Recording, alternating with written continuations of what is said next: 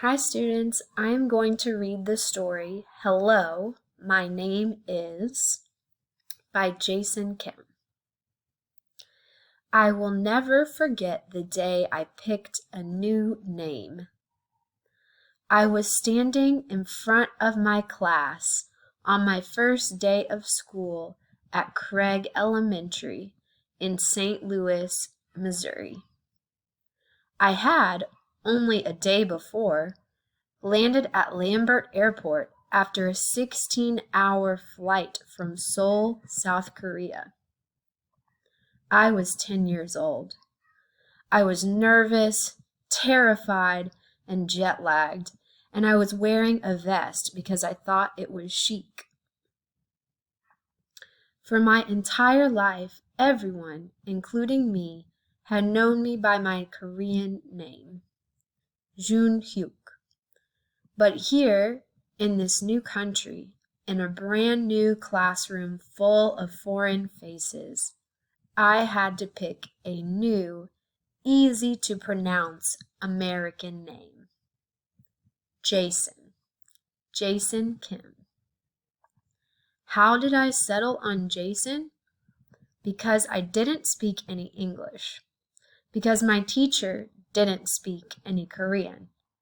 And because it was either going to be Aladdin from my favorite childhood Disney tale or Jason from the Mighty Morphin Power Rangers.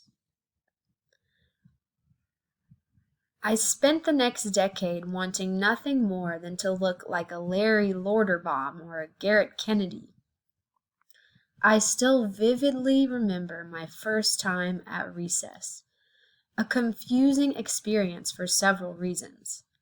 In large part because hanging off monkey bars and making each other cry during dodgeball were not educationally sanctioned activities in Asia.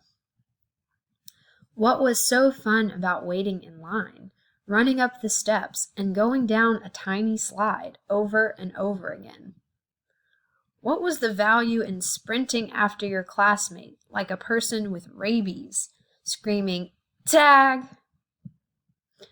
Why didn't anyone look, sound, or act like me? I spent most days at recess sitting alone on the sidelines, eating the special snack that my mother had packed.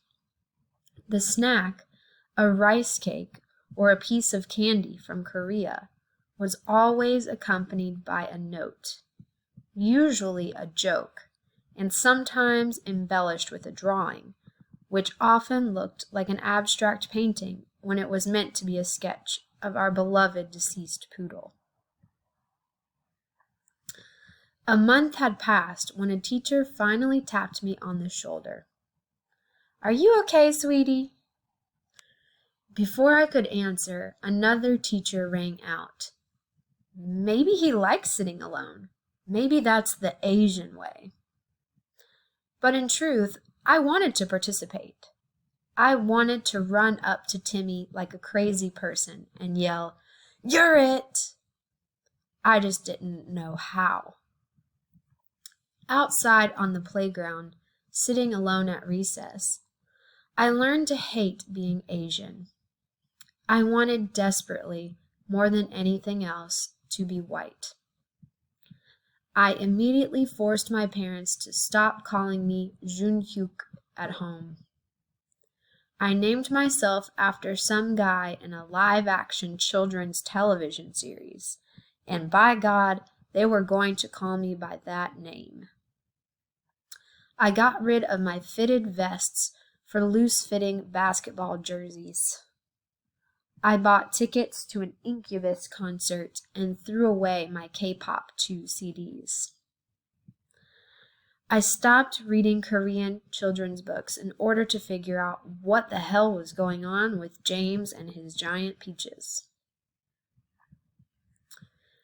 At the dinner table, I committed the two worst sins that a Korean son could possibly commit. I stopped speaking Korean, and I stopped eating Korean food. My parents would try to talk to me over a bowl of kimchi stew, and I would pout and ask, in English, if we could order the meat lover's pie from Pizza Hut. For my 11th birthday, my mom made me my favorite Korean dish, ojing ubokkeum, spicy stir-fried squid, and I looked at her with disdain as I declared, "This is disgusting." The next day for dinner, she made me a cheeseburger.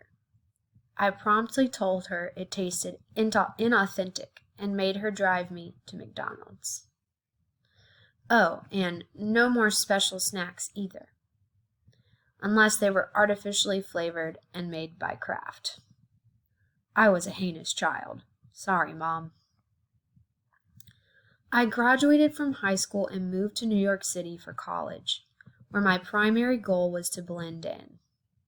But more and more, my new friends wanted to know all about all the things that made me uncomfortable in the Midwest. To them, being an immigrant made me interesting. At dinner parties, people would fawn over the Korean food and ask for my mom's recipes. They even wanted to know about my childhood in Seoul. And at karaoke, people were genuinely excited that I could sing both Girls' Generation and Natalie Imbruglia's Torn. All of a sudden, being different was an asset, not a risk. In New York, I didn't have to be ashamed about being an Asian immigrant. I could just be ashamed about everything else in my life. A year after I finished graduate school in playwriting, almost 2 decades after I'd landed at Lambert Airport, Lena and Jenny cast me as an Asian American graduate student on the 4th season of Girls. Almost immediately after the episodes aired, I began receiving emails, tweets, and Facebook messages from young Asian American writers, actors, and performers who were excited to see a fellow Asian face on TV. I was shocked. How could this be? I appeared on the show for like a millisecond, and my Beyoncé sweatshirt was definitely doing more work than I did on screen. It was genuinely baffling to think that anyone could look at my very Korean face and feel a sense of connection, much less react in a positive way to the very features I hated about myself for so long. We are at the point in our culture where people are finally beginning to talk about Asian identities in the media. I have not been at the forefront of those issues. I have been in the back, crouching, hiding in the corner, watching people like Margaret Cho, Daniel Dae Kim, Ali Wong, George Takei, Constance Wu, and Aziz Ansari courageously speak up about the various issues that Asian Americans face in Hollywood. The issues exist in front of the camera and behind the scenes. There are barely any roles for Asian actors, and in general, the roles that can be played by a person of any race do not tend to go to Asian actors. Worst of all, the few roles that should go to Asian actors, some very high profile, are being portrayed by white actors. Behind the camera, there are equally few Asian American writers, producers, studio executives, authors, and editors. And while there are certainly a significant number of people struggling to make it, their efforts seem to go largely unrecognized. I have always been terrified of speaking up on behalf of diversity, which to me means a state of inclusion, a choice to be aware of the vast and profound range of identities in this world, including your own.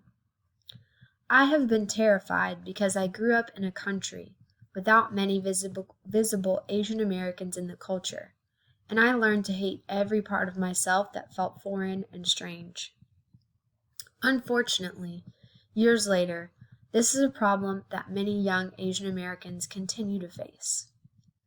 How do you understand yourself in a diverse country that actively chooses to ignore your particular kind of diversity. At one point during my 20s, I took a long, dramatic look in the mirror and realized, you will be Korean for the rest of your life. As a teenager growing up in the Midwest, that thought made me cringe. Now it makes me happy and deeply proud. My dream now as a 30-year-old is for our country to become a place where a cameo like mine would go completely unnoticed, and to see every third-grade teacher tell his or her students, keep your name. You don't have to change a thing.